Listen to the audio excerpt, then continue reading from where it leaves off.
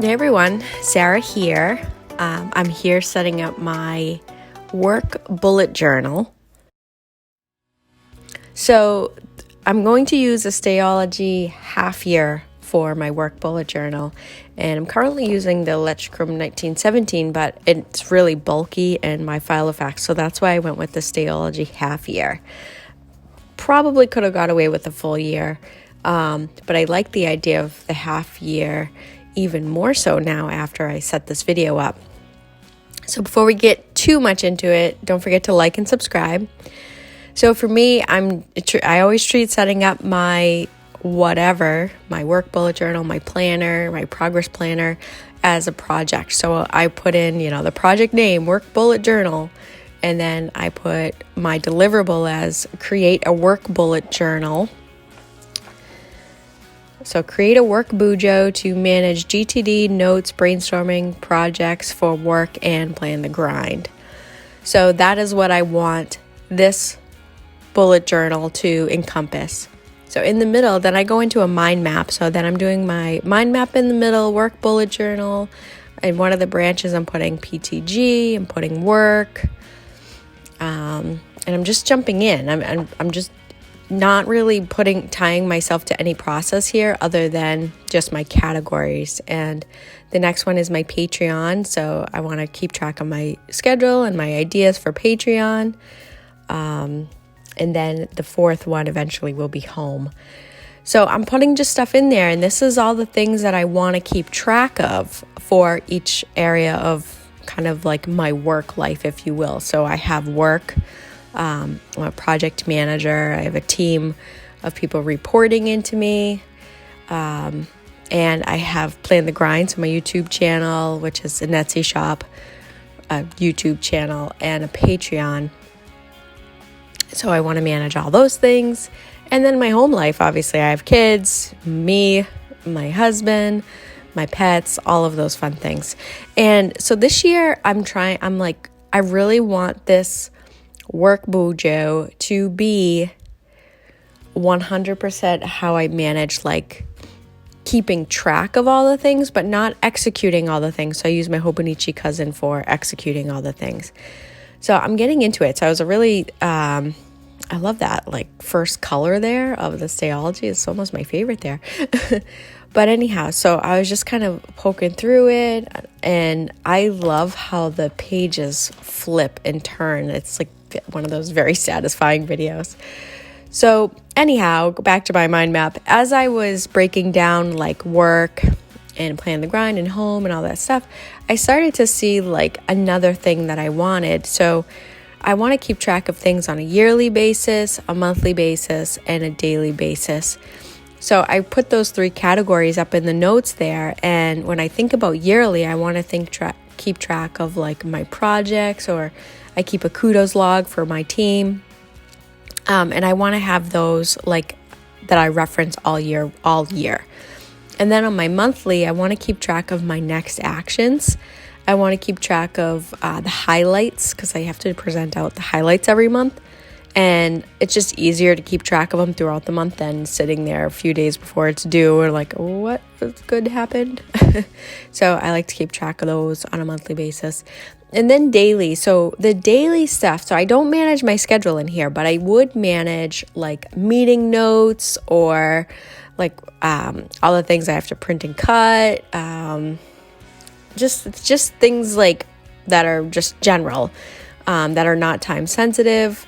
So I may very well keep track of the next actions in here and then schedule them to get done in my Hobonichi cousin, in my planner. So that's kind of how I differentiate the two. So the work bullet journal is where I keep track of all the things I have to do, my brainstorming, my notes, all that kind of stuff. And my planner is when I execute all the things that I brainstormed and put notes in and all that fun stuff. All right, so here I'm just going through the pages, and I'm starting to assign like kind of a layout of what I want to do. I noticed that this is not numbered. The pages aren't numbered, which isn't really a big deal, because I can just number them as I go. But so the way I have set it up so far and what I'm writing down in that to-do list section is page 1, I want to put my 2021 calendar.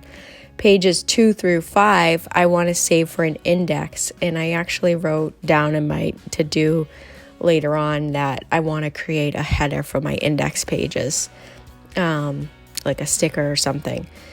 And so 2 through 5 is my index. Page 6 is my future log where I keep track of like the goals. And I'm only doing 3 months there because this is a pretty thin notebook here. So I'll probably refresh it throughout the year, which is fine by me.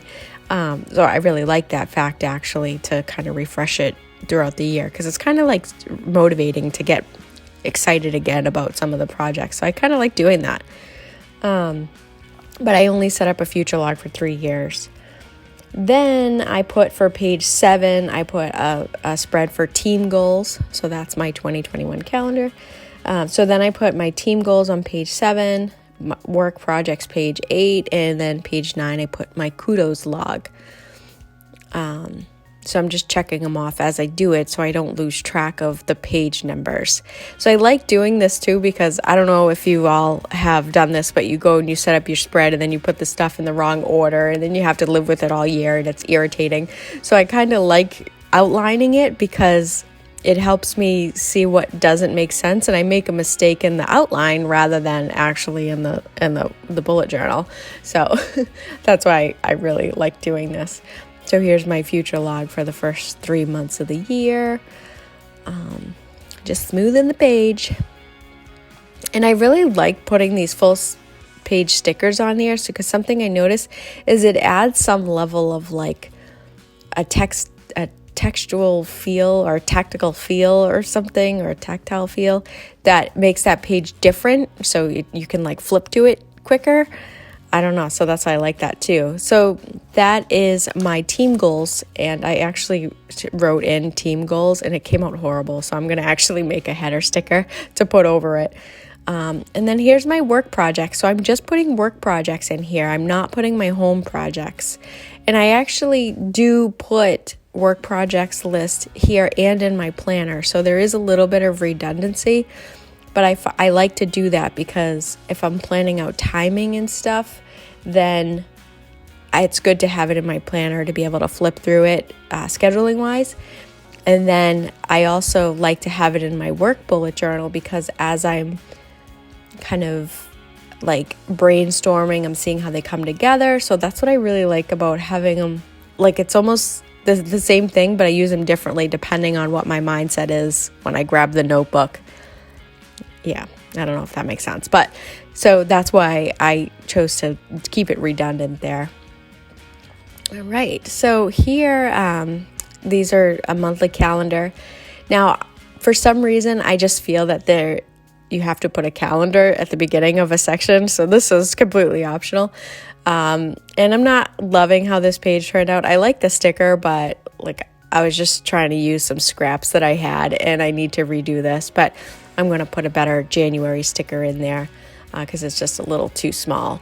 But it was just what I had, and I just really wanted to get this done because I'm running out of room in my work bullet journal, and it's really making me like not as productive because I don't have it. I'm so dependent on it. So I'm just putting the months in there. I mean the days of the month in.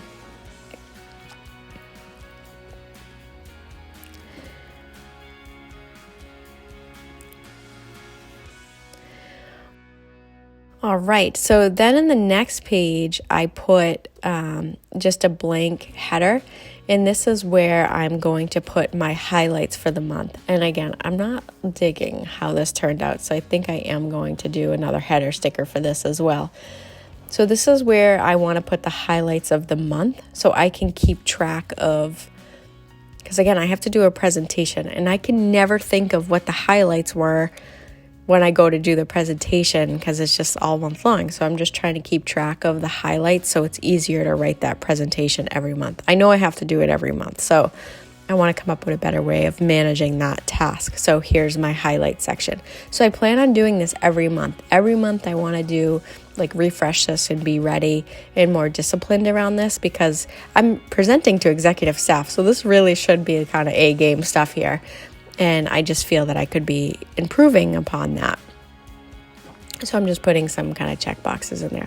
Again, I really think I'm going to reformat this page. I like it, but it's not really what I want my work bullet journal to look like. So I like the structure. So now I'll just go redo it for February anyhow. And here I'm putting my next action list. So I'm going to refresh my next action pages every month because I like it. It kind of gets rid of the unnecessary next actions that you tend to collect that just become not important as more stuff gets piled on. So I'll be refreshing that each month and migrating and carrying stuff over. So the next thing I'm going to do is I'm just updating the team goals. This is that header I was talking about. It came out horrible. I'm like, oh my God. But I just needed to get this done because I was really becoming non-productive over it.